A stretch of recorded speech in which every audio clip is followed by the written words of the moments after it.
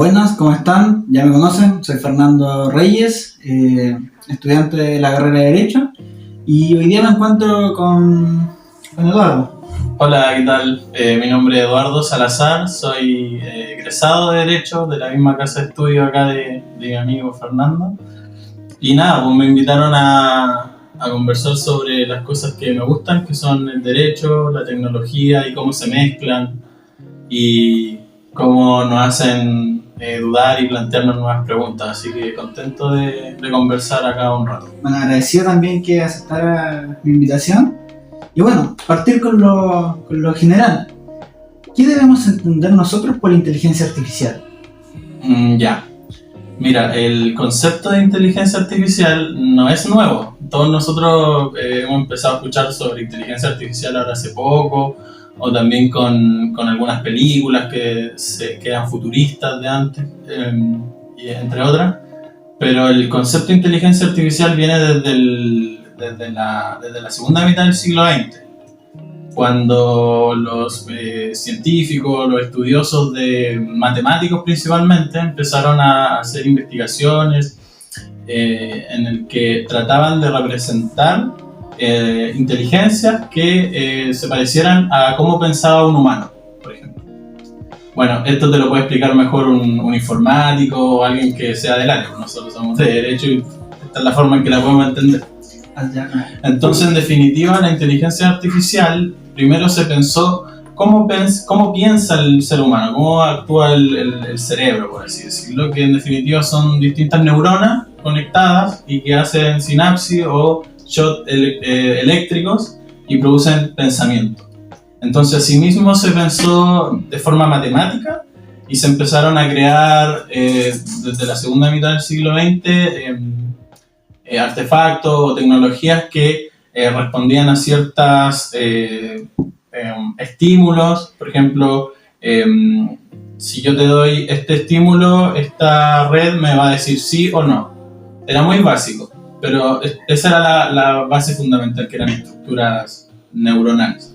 Y así en adelante fueron perfeccionándose y haciéndose otras formas de pensamiento o de mecanismos de pensamiento electrónico, y así también fue avanzando lo que es la electrónica y el mundo de la computación y todo lo que tenemos ahora en cuanto a tecnología, dispositivos también. Entonces el concepto no es nuevo, pero sí es nuevo estas nuevas aplicaciones que hemos visto últimamente, todo lo que vemos por ejemplo en los buscadores como Google y otros que ocupan inteligencia artificial para poder simplificar algunos aparatos. Pero en definitiva, la inteligencia artificial, como señalan algunos autores, no es una cosa, no es solo una cosa que se utiliza, sino que son un conjunto de tecnologías. Un conjunto de tecnologías que trabajan entre sí, que por ejemplo algoritmos, datos, sistemas de aprendizaje automatizado. Entonces son un conjunto de tecnologías en simple. Y lo que determina la inteligencia artificial son actividades o productos que si lo hiciera un humano requerirían de un acto de pensamiento. O sea, si uno quiere redactar tal cosa, para poder hacerlo el humano tuvo que reflexionar.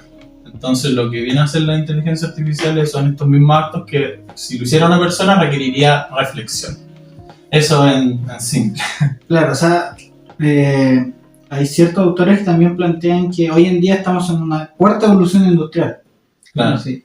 Y que la cara bonita, digamos, como lo fue en su tiempo otras tecnologías innovadoras para ese tiempo, ¿tú crees que la inteligencia artificial es como la cara bonita de esta cuarta evolución industrial? ¿O...?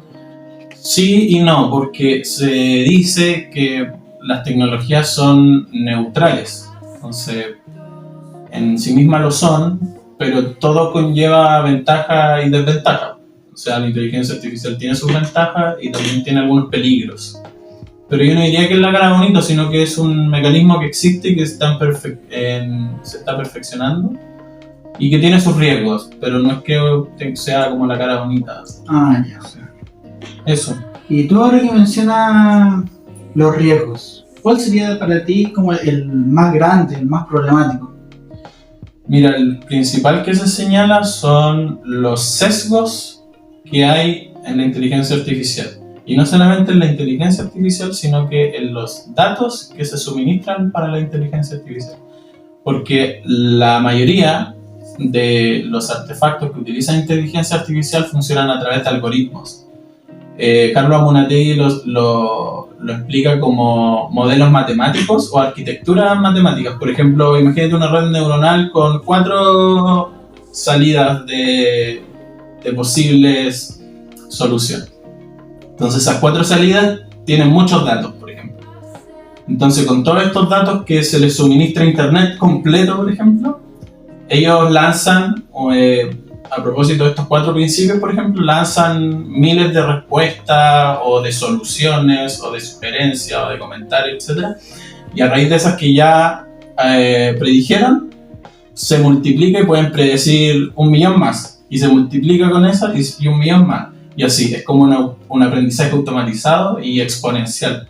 Y todo depende de los datos que se les suministre al principio cuando se estructura la inteligencia artificial o el algoritmo que le da el funcionamiento. Entonces, por ejemplo, el peligro principal que se ve hoy en día son los sesgos que pueden tener estos algoritmos. Por ejemplo, si se crea un algoritmo en una sociedad asiática, es muy distinta a un algoritmo que se crea, por ejemplo, en Occidente, o en Chile, o en Latinoamérica, o en Estados Unidos. Porque, por ejemplo, si una sociedad regularmente tiende a discriminar a los pobres, ese algoritmo, por los datos que se le suministra, probablemente va a llegar a aprender a discriminar a los pobres, o va a llegar a aprender a discriminar a las mujeres, o a los negros, etc., o a las personas bajas, etc. Entonces todo depende de los datos. Entonces ese es uno de los problemas, porque pueden haber algoritmos e inteligencias artificiales que van a luego representar estos sesgos. Por ejemplo, un ejemplo patente, un algoritmo que se dedique a buscar un trabajador en alguna empresa específica. Si ese algoritmo fue entrenado con datos de una empresa que tiende, por ejemplo, a discriminar a ciertas personas, o que cree que este cargo es para un hombre y no para una mujer, el algoritmo intuitivamente va a aprender a desechar a las mujeres que postulen y quizás elija más mayoritariamente hombres para ese cargo que a mujeres. Entonces ahí habría un problema, un peligro. Y otro peligro también que tiene relación con los sesgos, dice relación con la potencialidad de las discriminaciones. Por ejemplo, una persona o un secretario de un tribunal o cualquier funcionario público que tenga sesgos puede discriminar a 10 personas que van a atenderse con ella y les deniega una beca, por ejemplo. Pero si ese mismo funcionario está reemplazado por una inteligencia artificial y todos postulan con ellos, quizás no discrimina a 10, sino que discrimina a 100.000 o a 200.000. Ese es como uno de los principales problemas, que son los sesgos. Claro, entiendo. Entonces, sí, eso, dale, sí, ¿sabes qué? Cuando mencionaste que de 4 salidas, digamos que se pueden llegar a quizás 4.000 resultados. Que ahora que dices eso, me recuerdo de un caso, digamos que de la computadora, cuando el hombre versus la computadora, que era un jugador de ajedrez, que en su tiempo era, no sé, el Michael Jordan del ajedrez. Y resulta que le entregaron a la computadora, no sé, todos los movimientos posibles que se podían hacer en el ajedrez. O sea, considerando el movimiento que realiza uno y tu contrincante, en este caso la computadora.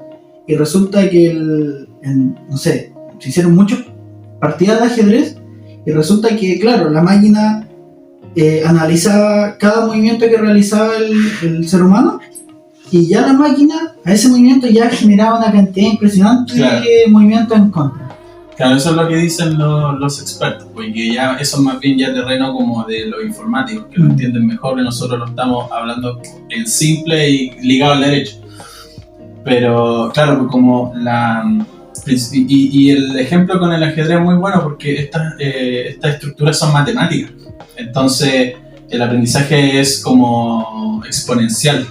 Y si hay muchas probabilidades en el ajedrez, el humano tiene la capacidad de anticiparse a tantos resultados por la capacidad que tiene de inteligencia y la práctica, etcétera, pero la inteligencia artificial en 2 segundos ya tiene 50.000 resultados posibles, 50.000 jugadas, dependiendo de la que hizo el otro, entonces obviamente le puede ganar. Claro, en ese caso. Ahora, acercándonos más al derecho,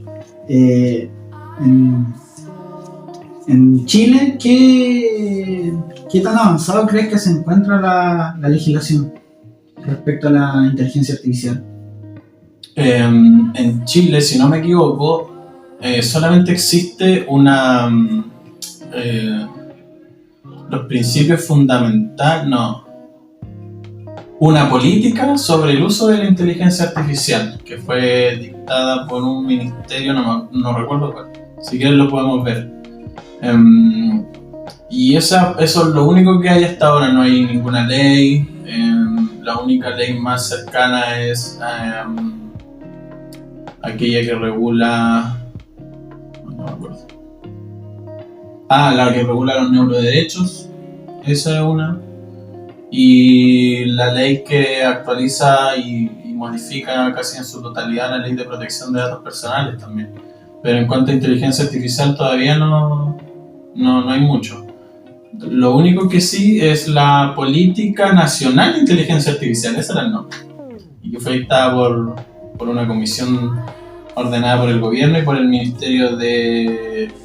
no recuerdo cuál es el ministerio, pero lo podemos revisar. Pero podríamos decir que sí hay un germen de derecho para regular esto. Sí, totalmente, porque en esa política se establecen los principios básicos de cómo se podría regular más adelante, cuáles son los límites, cuáles son los mínimos que no se pueden transgredir. Por ejemplo, en la regulación de la inteligencia artificial, por ejemplo, no puede transgredir derechos fundamentales asegurados por la Constitución.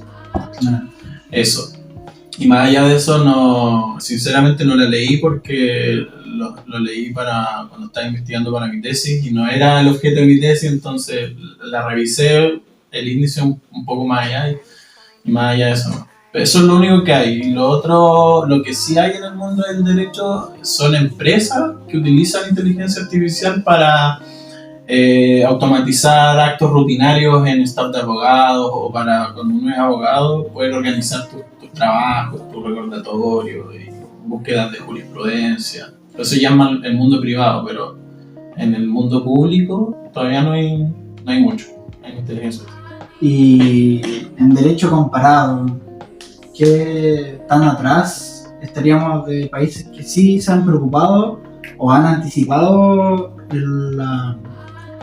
han actualizado, digamos, el ordenamiento jurídico para adaptarse a la inteligencia artificial?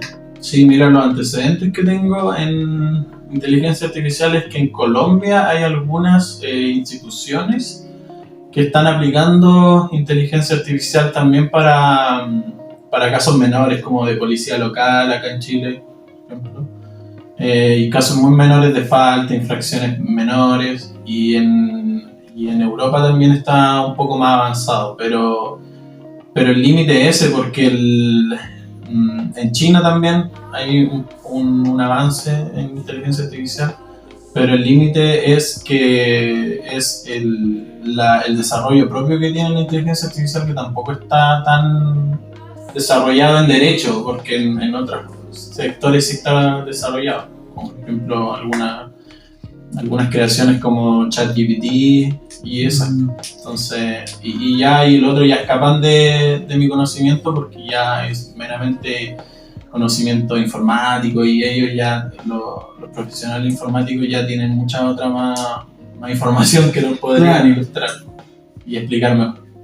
Claro, ahora recordando algo que dijiste, que se utilizaba para revisar jurisprudencia en estudios jurídicos particulares, ¿cómo crees que el abogado se va a adaptar en un futuro a trabajar con inteligencia artificial? Ya. ¿Qué tan preparados crees que estamos para eso? Yo creo que no estamos preparados, pero tampoco creo que va a ser difícil afrontarse a ello.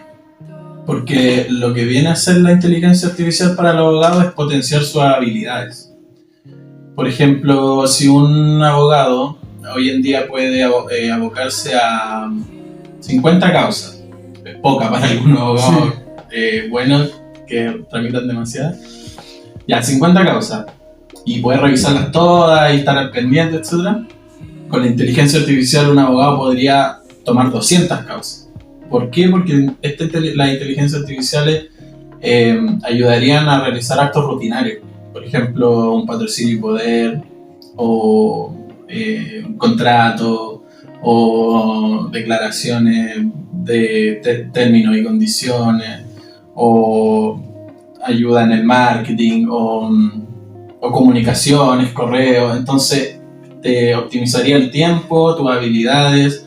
También lo mismo con la búsqueda de jurisprudencia. La inteligencia artificial te puede ayudar a recomendarte fallos. Por ejemplo, yo tengo un caso de tutela laboral y quiero que un asistente, un chatbot o quien sea, me entregue las mejores sentencias relativas a mi caso y me va a lanzar 50 y ya me ahorré 2-3 horas de trabajo en buscar. Entonces ya eso potencia mis habilidades porque tengo en 2 segundos 50 fallos que se relacionan a mi caso, los puedo leer y extraigo las mejores ideas y puedo redactar un mejor recurso. Claro, entiendo. Entonces en ese sentido potencia las habilidades. Ya, o sea, tú dices que la IA, en vez de nosotros verla como un enemigo, porque se ha planteado eso también en muchos lugares que dicen que va a reemplazar el trabajo del abogado, que ya no se va a necesitar, que la profesión ya se está como destinando a su fin, así, muy, claro, muy extremista.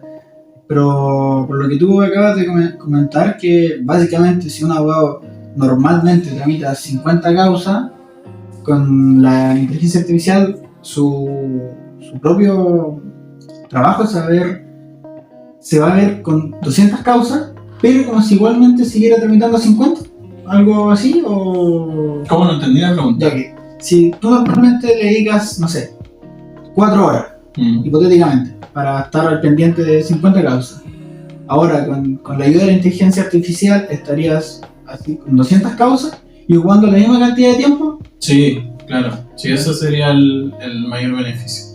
Pero yo encuentro que a lo largo de la historia siempre se ha visto como una amenaza a lo desconocido, como claro, estamos hablando de lo desconocido y de las nuevas tecnologías. Y ya en el siglo XIX se hablaba, por ejemplo, de que el avance de las tecnologías iba a dejar sin empleo a muchas personas. Pero así como el avance de la tecnología deroga, por así decirlo, muchos trabajos, también crea otros. Entonces, en ese sentido, yo no creo que sea una amenaza. Pero por eso también hay que irla regulando, estudiando y conversándola, como lo estamos haciendo ahora. Pero, ¿sabes? El profesor también Amunategui dice algo muy entretenido y curioso, que dice que si bien podría ser una amenaza, porque ya hay, por ejemplo, un juez en Colombia que utilizó la inteligencia artificial para que le recomendara argumentos para redactar una sentencia, lo que ocurre es que si tú le planteas a la inteligencia artificial un caso, esa inteligencia artificial te puede dar ciertas respuestas, pero esas respuestas pueden estar erradas. ¿Por qué? Porque la inteligencia artificial funciona con un modelo matemático y con información que ya tiene. Por ejemplo, con información que ya se le entregó en su determinado momento. Y no tiene un juicio humanitario, no tiene un juicio ético, no sabe como la reflexión que pueda tener el sentenciador. Entonces, en ese sentido, se sostiene que la inteligencia artificial no vendría a sustituir a los abogados en ningún caso, porque el fin último que tiene el abogado o el juez al momento de fallar es la humanidad del caso. Por ejemplo, en un caso laboral, por ejemplo, que según la inteligencia artificial se dan todos los presupuestos para no dar lugar a la demanda a un trabajador, pero el juez atendida como a su humanidad, sus conocimientos previos, el análisis de las circunstancias ya más morales, no tan fácticas y objetivas, él sí estima que en acoger la demanda. O sea, la inteligencia artificial te da soluciones objetivas en base a datos ya suministrados, pero la inteligencia artificial no sabe de sentimientos, no sabe de ponerse en el lugar del otro, solamente te da respuestas preconcebidas de datos que ya se le entregó. Entonces el profesor Carlos Amunátegui señala que los abogados que van a tener éxito con la inteligencia artificial o con las nuevas tecnologías van a ser aquellos que sepan más de cultura general, de filosofía, de principios generales del derecho, que difícilmente lo aplicaría una inteligencia artificial, o de la teoría general del derecho, que son más las bases, la historia. Entonces, el porqué de las cosas. Claro, como el más sentido común, que una inteligencia artificial no tendría sentido común.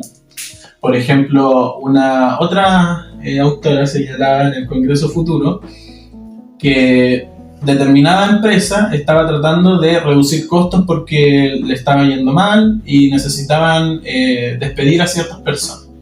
Entonces se le preguntó a una inteligencia artificial determinado con todos los datos de rendimiento, de horario, de metas, etcétera, puros datos y factores, cuáles son los trabajadores que menos producen, por ejemplo, para poder despedirlo. Y salió la casualidad que salió una persona que era, por ejemplo, una secretaria de un grupo. Y la despidieron. Entonces, objetivamente, era la decisión más correcta porque la inteligencia artificial, se supone, piensa mejor que nosotros y se determinó despedir a esa persona. Pero nadie sabía que esa persona era la que llegaba con el cafecito en la mañana con los otros trabajadores, les preguntaba cómo están, les prestaba ayuda, o era el nexo que hacía que todos pudieran conversar y llegar a soluciones. Entonces, ella la despidieron por bajo rendimiento, por no llegar a las metas, pero destruyes todo el capital humano, que ella era la que sostenía, por ejemplo, las relaciones entre todos. Cuando habían discusiones ella era como la moderadora. Entonces esas cosas no las ve la inteligencia artificial. Ese es uno de los grandes como diferenciadores de que por qué la inteligencia artificial en último término no vendría a sustituir a los humanos. Claro, entiendo. Y una pregunta ya más vinculada al derecho. La pregunta es si la inteligencia artificial, nosotros le pedimos que cree algo, como por ejemplo esta inteligencia artificial que literalmente realiza pinturas en, 3 segundos. A diferencia de una persona, puede estar un mes pintando algo, dibujándolo, poniéndole todo su trabajo, y la pintura le va a pertenecer a él. Y ahora, en esta inteligencia artificial que tú le pides, oye, necesito que ciertos parámetros, pintura, claro, que sea enfocada como en el año 1900. Sí. ¿A quién le van a pertenecer los derechos de autor de esa obra? ¿A la inteligencia artificial? ¿Al que programó esa inteligencia artificial? ¿O a la persona que usó la inteligencia artificial? Claro. Mira, con eso te puedo comentar que si bien es un tema discutido porque está recién discutiéndose. ¿Qué es lo que opinas tú, mejor dicho? Sí. ¿Cuál para ti sería la solución correcta? Mira, es que todavía está en discusión, pero los derechos de autor vinculados con estas obras es un tema bien complejo porque se señala que las creaciones que no son humanas no pueden registrarse como derechos de autor porque no los creó un humano. Entonces, ¿cómo lo hacemos para poder registrar obras que sí crearon personas, pero que se mezclan y las toma la inteligencia artificial para crear una mezcla, por ejemplo? Porque todas esas bases que tomó la inteligencia artificial la tomó de múltiples datos que están en internet hasta el año 2021, 2022, y creó una obra. Y de hecho, hace poco antes de venir a esta entrevista, se estaba hablando de un caso parecido en Estados Unidos de una autora de una novela gráfica. Por ejemplo, una novela gráfica que una novela, no sé, de romance, que ella tenía escrita toda la novela, pero ocupaba ciertas imágenes para explicar la novela. Y las imágenes estaban hechas con inteligencia artificial. Y la autora trató de inscribir su obra como derechos de autor y se la denegaron, porque había utilizado había utilizado imágenes de inteligencia artificial de una empresa X para incluirlas en subtexto. Entonces ahí tienes una tensión, tienes la tensión de lo que ella realmente creó, que fue el texto, que fue su novela, pero cómo la ambientó, cómo la reprodujo con gráficos, con fotos, etc., lo hizo con inteligencia artificial. Y ese caso todavía no se resuelve. Entonces, ¿cómo lo hacemos? Se patenta parcialmente los derechos de autor, entonces no se sabe. Y más allá de eso, siendo intelectualmente honesto, más allá de eso, de derechos de autor no conozco vinculado con la inteligencia artificial. Pero esos son como las problemáticas que se están dando. Si por ejemplo el día de mañana llega una persona y te pregunta: Eduardo, ¿qué es lo que opinas tú? ¿Qué resolverías tú como un juez? ¿En qué caso? En ese mismo caso, ¿le daría los derechos de autor a la persona que utilizó la guía? Yo se los daría parcialmente, o sea, su obra en cuanto a texto está protegida por derechos de autor en el estado de las cosas en las que estamos, en el estado de cosas que estamos. Y en cuanto a las imágenes, no. Hasta que, por ejemplo, no sé, se resuelva legalmente en Chile o en el mundo qué va a pasar con esa imagen. Y ahí yo creo que debería haber una opción de poder inscribir esa parte que faltó por inscribir, porque se estaría violando también el trabajo intelectual de otras personas al momento de inscribir algo que no hizo una persona. Es que ahí hay un problema también, porque ¿por qué no se podrían inscribir a nombre de una persona algo que creó una inteligencia artificial? Porque se sostiene que en definitiva lo que crea la inteligencia artificial, la persona que le ordena la inteligencia artificial no sabe lo que va a resultar de eso. Entonces no es una obra intelectual de la persona, porque tú no sabes lo que va a salir.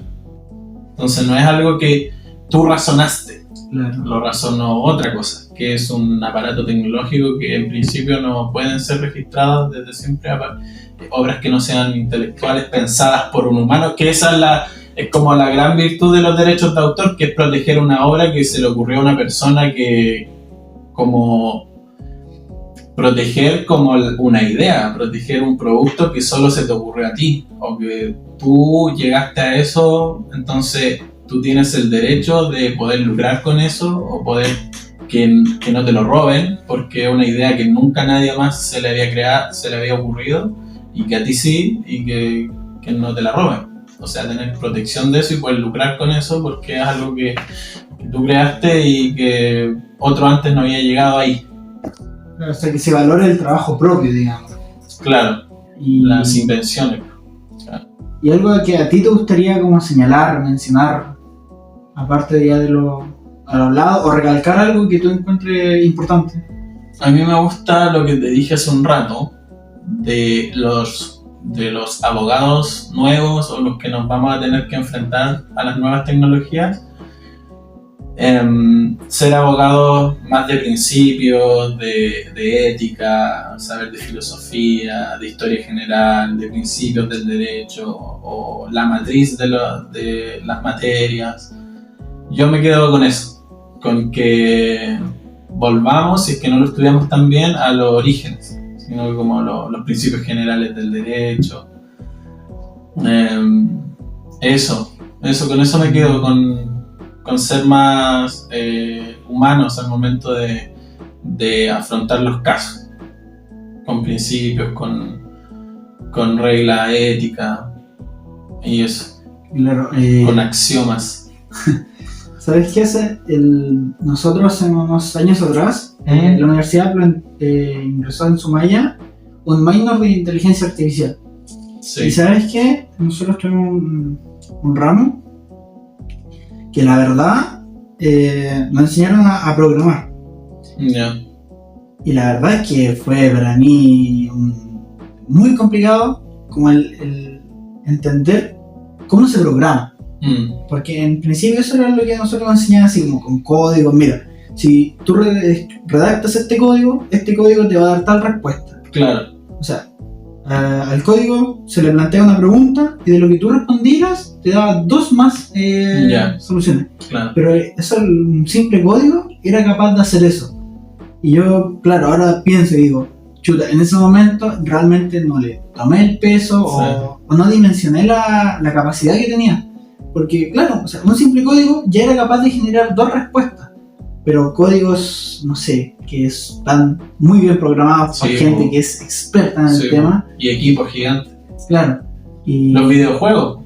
Claro, o sea, y eso ya es muy... Sí, pues un amigo me comentaba, me decía que ingeniero informático, me decía, oye, pero si para lograr en el FIFA que el balón haga esta pendiente y entre al arco, en la tremenda programación, así, matemática, porque estas son como ángulos matemáticos, ¿cachai? Entonces, es lograr hacer eso, lograr lo que hacen los videojuegos hoy en día, esos tremendos movimientos súper sutiles, ¿cachai? Todo eso, el tremendo trabajo de programación detrás, y por eso es fascinante. Y que por eso también se señala que la programación tendría que estar incluida en las mallas curriculares de la educación primaria, como por ejemplo en China se les enseña a los niños, no sé, en kinder, primero básico, a programar cosas sencillas, porque se sostiene que muchos trabajos del futuro, y no tan del futuro tampoco, van a requerir saber aunque sea programación básica. Entonces ya es como un saber como ya fundamental, saber programar. Pero mira, yo lo que podría decir... Yo no sé nada, pero voy a hacerlo cuando dé el examen de grado. Mira, yo lo que te podría decir que aprendí en ese ramo, que me costó mucho, lo debo reconocer, que tuve que pedir ayuda para que me explicaran códigos, cómo hacer, no sé, hay un código que decía print, era guión bajo, y lo que tú querías. Y después abajo otro código, y así se iba como código tras código. Y todo eso hacía como una simple, hablar con el código. Porque no sé, tú escribías y la respuesta, y después una pregunta, respuesta. Entonces se generaba como un chat con el código. Y después tuvimos la segunda parte del minor, que lo hizo la profesora Michelle Azuaje. Que yo considero que es una persona que es psiquísima en esta área. Lo es. Y diría que en su ramo, la verdad de las cosas, que yo considero que no le tomé el peso, no lo dimensioné. Sí, porque tampoco era tan famosa la inteligencia artificial ni los códigos en esa época, ¿no? Claro, y yo creo que igual en ese tiempo no es para justificar. Y además éramos más pequeños, entonces era muy abstracto, yo creo. Claro, no es tampoco como para justificarme, pero yo decía, tengo este ramo que no entiendo mucho, me cuesta mucho, pero también tengo procesal, tengo civil. Entonces, como que le da más importancia a ese ramo. Que eso es lo complicado en la universidad, pues no tenéis demasiados ramos fuertes y tener uno que no pesa tanto, a pesar de que es importante, es difícil darle prioridad igual. Pero el tema es muy bueno, pero igual yo creo que aprendiste algo. Sí, algo bases, que sí. Te va a servir sí o sí más adelante cuando quieras volver ahí. Pues. Sí, yo considero que es un tema que realmente no está como explotado y que sí se le puede encontrar como su lugar. Sí, obvio, totalmente, sobre todo en Chile está en pañales. Y nada, eso. Pero y a ti algo extra que te gustaría comentar, así, full libertad, esta última parte. No sé, que hay que estudiar. Hay que estudiar y tener curiosidad por las cosas también, porque no toda la información que nos entrega alguien, solamente nos tenemos que quedar con esa información que nos entrega, o sea, no ser pasivos con la información que recibimos en la universidad. Eso podría ser más activos, curiosos. Y no tan solo en internet o las tecnologías, sino que en cualquier área que a uno le interese, ser curioso, no perder la capacidad de asombrarse. Y eso, y poder mezclar disciplinas también que te da un plus muy bacán. Mezclar disciplinas te ayuda en la creatividad, te ayuda a encontrar nuevas áreas. Y eso, y estar en constante aprendizaje también es muy rico como para el alma. Eso podría decir. Y la última preguntita, así muy cortita. ¿Qué es lo que haces tú para no volverte loco estudiando esta carrera? Así, un consejo que le podrías dar a alguien que ya está volviendo loco. Yo mismo, sí soy. No, bueno, de primera, cuando estaba en tercer año de la universidad, yo siempre hice ejercicio cuando estaba en la universidad. Desde los 16 que hago deporte. Y en un principio no me daba cuenta que me ayudaba a la ansiedad o al estrés. Y después en la universidad me daba cuenta que, oye, como que me relajo, como que se me olvida lo que pasé en la U, se me olvida que tenía que estudiar, se me olvida todo en ese momento y llegaba mucho más relajado a la casa. Entonces en ese momento dije, ya, esto es un buen método para liberar tensiones, ansiedad, el deporte. Entonces el deporte ha sido un gran acompañamiento en toda la universidad y para la vida yo ya lo considero como una actividad esencial que tiene que estar siempre. Eso, el deporte, la terapia psicológica también es muy importante, muy importante para todo, para tus relaciones con tus papás, con tu pareja, con tus nuevos desafíos. Te ayuda mucho a tomar decisiones seguras y tranquilo. Y en el sentido del amor propio, en el sentido de que tú sabes que esta es la mejor decisión y que vas a aceptar el dolor, pero tienes ese control sobre tus decisiones. Entonces, te ayuda para los nuevos desafíos, te ayuda para enfrentar situaciones difíciles que tengas que pasar, o un examen de grado, una prueba difícil. Acompañarse con terapia es lo mejor que hay. Y comer sano, que siempre lo dicen. Eso, con eso no me vuelvo loco y con amor igual. Con el amor de pareja, de amigos, o de tus papás, de tu círculo de apoyo, quien sea. El amor te sostiene en lo que sea. Eso es como el mejor motor que existe, o el mejor combustible, el amor. Es como parecido a la pasión, ¿no? Cuando yo sé que a ti te gusta demasiado el derecho, por algo yo creo que haces cosas con derecho y tú te das cuenta que como te gusta y te apasiona, yo siempre digo, cuando te apasiona algo, esa pasión es la que te sostiene cuando ya no das más, cuando ya no das más y no quieres estudiar más, quieres tirar la toalla, pero lo que te sostiene es la pura pasión y amor por lo que te gusta, que decir, no, es que esto es lo que me gusta, no, ¿cómo lo voy a dejar? Pues a pesar de que no puedo más, lo que te sostiene es que te hace vibrar lo que estudias, que le entiendes tanto la conexión que se genera, que a veces como el derecho es una ciencia, es como cualquier otra ciencia natural, que tiene sus lógicas, tiene sus reglas asociadas y que en definitiva hay magia. Siempre va a pasar esto, puede pasar esto otro y eso otro te asombra y entonces si te gusta y tienes pasión no lo vas a dejar y lo vas a seguir intentando y seguir intentando. A la inversa de algo cuando no te gusta, no... Tira la toalla, tira. Sí, entonces eso, el amor, la pasión, el deporte, la conversación. Ahora mismo esta conversación sirve mucho para bajar ansiedad, pensar en otras cosas. Hablar profundo con tus amigos también me ayuda harto a no volverme loco y hablar con cosas complejas. No hablar por hablar, no carretear por carretear, sino que hablar cosas complejas. Pues mira, me pasa esto y esto, yo creo que es esto, yo creo que es esto otro. Y tener buenos amigos en el sentido de que te den un buen feedback, te digan, mira, yo creo que esto, estáis mal en esto, pero te lo digan de forma sincera y con cariño. Así, las cosas duras también se pueden decir con cariño. Y así que eso, con eso no me he vuelto loco. Así que ahí tomen nota, los pro tips de... Sí, pero es una lucha constante también, uno no tiene la receta perfecta, porque claro, la vida da vueltas. También no a todas las personas les sirve lo mismo, que a ti te sirve, o que a mí me sirve, o que al vecino le sirve, digamos. Claro. Sí, por eso no hay que fiarse tanto por lo que dicen los influencers o las redes sociales o nosotros mismos, porque todos somos distintos, pues, y a todos nos afectan de forma distinta las cosas. ¿No? Muchas gracias, Eduardo, por aceptar mi invitación. De nada, gracias. Y venir y sentarte aquí y tener una charla un tanto educativa como personal. Sí. Que No, eso yo se valora mucho. Sí, no, yo feliz. Gracias por la invitación y eso, feliz de acompañarte y colaborar en otras instancias que se den. Así que bacán. Gracias por la invitación, Peñita. Muy bien, amigo.